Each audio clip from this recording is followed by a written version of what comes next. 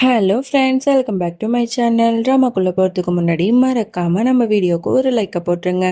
சரி வாங்க ட்ராமாக்குள்ளே போகலாம்.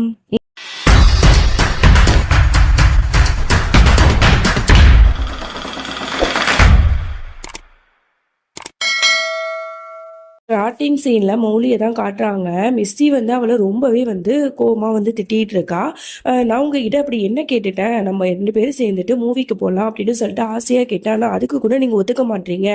உங்களுக்கு வந்து என்னை விட உங்களுக்கு வேலை தான் ரொம்பவே முக்கியம். என்னை வந்து நீங்கள் நல்லாவே பார்த்துக்க மாட்டீங்க, எனக்கு கூட டைம் ஸ்பெண்ட் பண்ணவே மாட்டீங்க, நீங்கள் ரொம்பவே பேடான அம்மா அப்படிங்கிற மாதிரிலாம் வந்து ரொம்ப கோவமாக கத்திடுவா. இதை பார்த்துட்டு அங்கே இருக்கிற எல்லாருக்குமே பயங்கர ஷாக்காக இருக்கும். மௌலிக்கு அப்படியே அழுகையே வந்துடும். அப்போ தான் வந்து மாமியார் சொல்கிறாங்க, என்னம்மா நீ இப்படிலாம் பேசுற, அம்மா வந்து உனக்கு தெரியல, அவங்க ஒர்க்கிங் உமன், அப்படி இருக்கும்போது வேலைக்கு போய் தானே ஆகணும், அவங்க வீட்டுக்கு வந்த உடனே நம்ம போகலாம் சரியா அப்படிங்கிற மாதிரி அவங்க சொல்றாங்க. இருந்தாலும் மிஸ்டிக்கு அது எதுவுமே புரிய மாட்டுது. இல்ல அம்மா வந்து ரொம்பவே மோசம், அவங்க கிட்ட நான் இனிமே பேசவே மாட்டேன், இந்த அம்மா எனக்கு வேண்டாம் அப்படின்னு சொல்லிட்டு கோவமா அழுதுட்டு அந்த இடத்த விட்டு ஓடி போயிடுறா. இதெல்லாம் கேட்ட மௌலிக்கு அவ்வளவு கஷ்டமா இருக்கு. ஏற்கனவே குணால் வந்து இதே மாதிரி தானே வந்து வேலை வேலைன்னு இருக்கிறதுனால தானே நந்தினி பின்னாடி போயிருப்பான். இப்ப அதே மாதிரியே வந்து மிஸ்ஸியும் வந்து இந்த மாதிரி கோவப்படுறதெல்லாம் பார்க்கும்போது அவளுக்கு அவ ஞாபகம் தான் வருது. அப்ப இஷான் தான் வந்து இவளை சமாதானப்படுத்திட்டு இருக்கான்.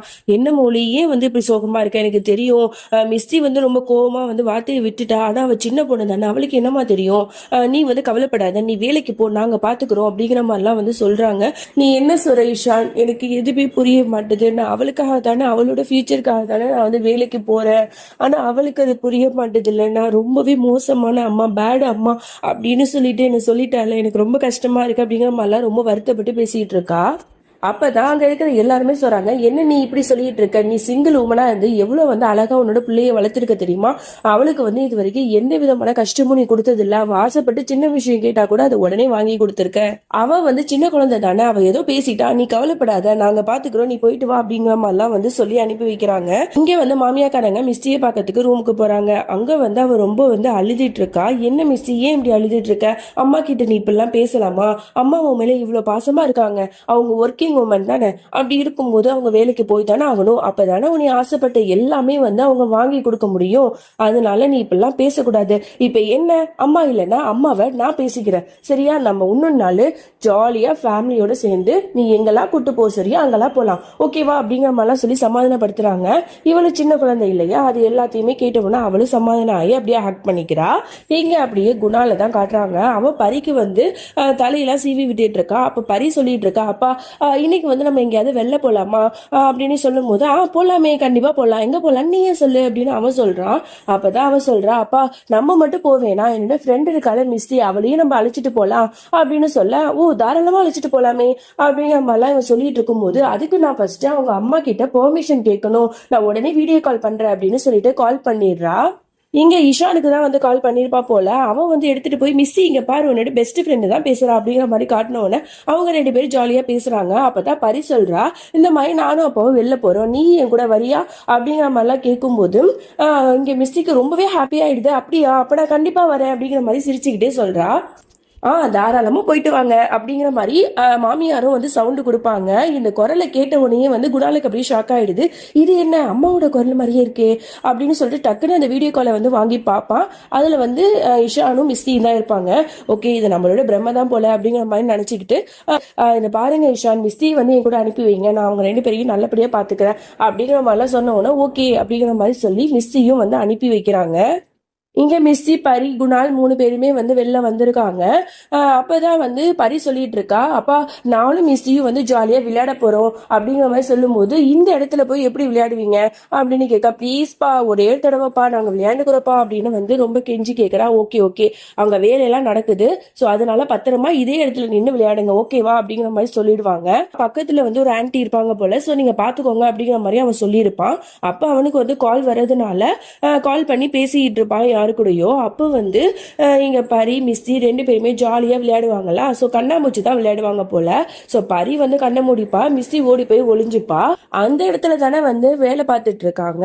சோ அதனால வந்து அந்த பிளாட்டுக்கே வந்து பவர் கனெக்ஷன் கொடுக்கணுங்கிறதுக்காக ஒயர்லாம் வந்து வேலை பார்த்துட்டு இருப்பாங்க போல. அந்த ஒயர் வந்து அப்படியே தண்ணியில விழுந்துருது.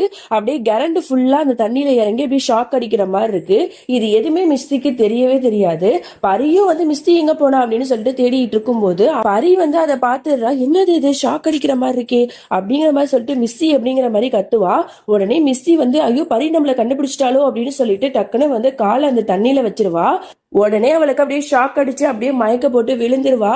மிஸ்தி அப்படின்னு சொல்லிட்டு பரி கத்துன உடனே தான் குணாலுக்கும் வந்து தெரிய வரும், இந்த மாதிரி மிஸ்திக்கு வந்து இந்த மாதிரி ஆக்சிடென்ட் ஆயிடுச்சு அப்படின்னு சொல்லிட்டு உடனே வந்து அவளை அப்படியே தூக்கிட்டு போயிட்டு அவனோட ஹாஸ்பிட்டல்ல கொண்டு போய் வச்சுட்டு, இவன் டாக்டர் இல்லையா அதனால அவனே வந்து இவளுக்கு ட்ரீட்மெண்ட் பண்ணிட்டு இருக்கான். உடனே பரி வந்து இஷானுக்கு கால் பண்ணி மிஸ்திக்கு வந்து இந்த மாதிரி ஆயிடுச்சுங்கிற விஷயத்தையும் சொல்லிடுறா.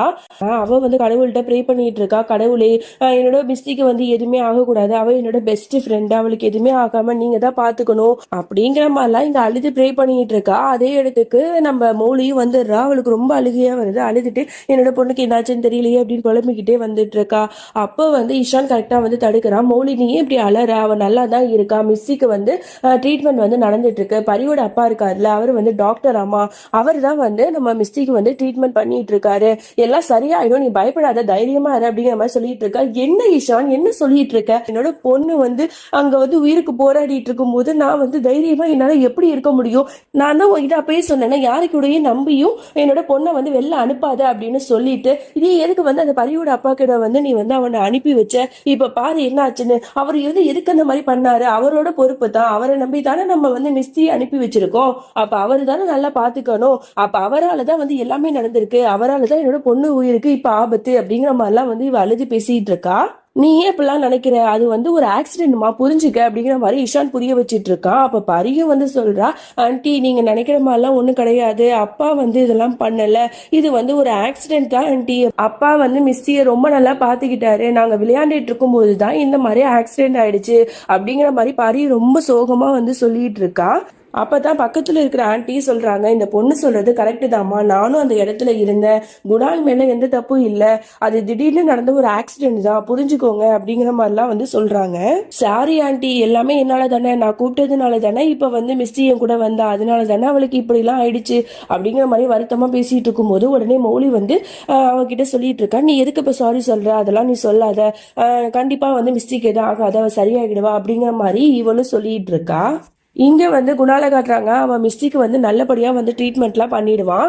அப்போ வந்து ஊசி போடும்போது அவன் அம்மா அப்படின்னு சொல்லிட்டு கத்துவா. அவன் வந்து சில்ட்ரன்ஸ் எல்லாம் வந்து ரொம்ப பாசமா பாத்துப்பான் இல்லையா, அதனால அவ கூட நல்ல விதமா பேசிட்டு ட்ரீட்மெண்ட் பண்ணதுனால அவளுக்கு வந்து வலியே இருக்காது, அவளும் வந்து ஹாப்பியா தான் இருப்பா. ஓகே இரு உங்க வீட்டுல போய் எல்லாத்தையும் நான் சொல்லிட்டு வரேன் அப்படின்னு சொல்லிட்டு அவன் வெளியில வருவான். அப்ப கரெக்டா மௌலி வந்து அவனை கிராஸ் பண்ணிட்டு நான் என்னோட பொண்ணை பார்க்க போறேன்னு சொல்லிட்டு உள்ளாக்க வந்து போவா. அப்ப மௌலி வந்து குணால இடிச்சிட்டு போயிடுவா. உடனே இவனுக்கு ஒரு மாதிரி இருக்கும், யார் இப்ப போனா அப்படின்னு திரும்பி பார்ப்பான்.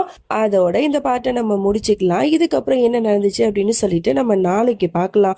அதுக்கு முன்னாடி நம்மளோட சேனல்ல மாயா சீசன் 2 வந்து போட்டுட்டு இருக்கேன். ஸோ நான் உங்ககிட்ட கேட்டுட்டு தான் இந்த சேனல்ல வந்து அந்த டிராமா வந்து போஸ்ட் பண்ணிட்டு இருக்கேன். ஜெனிஃபர் விங்கட் ஃபேன்ஸ் எல்லாம் நிறைய பேர் இருக்கீங்க அப்படின்னு தெரிஞ்சுதான் அப்படிலாம் பண்ணேன். அப்படி இருக்கும்போது சில்சிலா டிராமாக்கு கொடுக்குற சப்போர்ட்டை கொஞ்சம் கூட நீங்க வந்து மாயா டிராமாக்கு கொடுக்கவே மாட்டீங்க.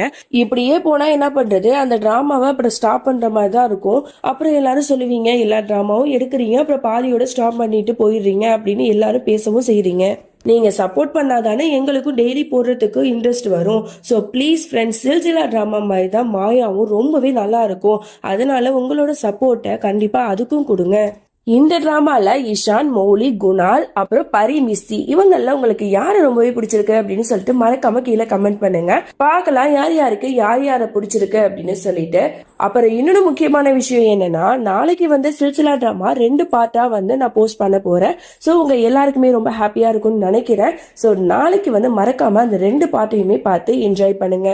அது வரைக்கும் உங்களிடமிருந்து விடைபெறுவது உங்களுடைய ஃபமி. பாய்.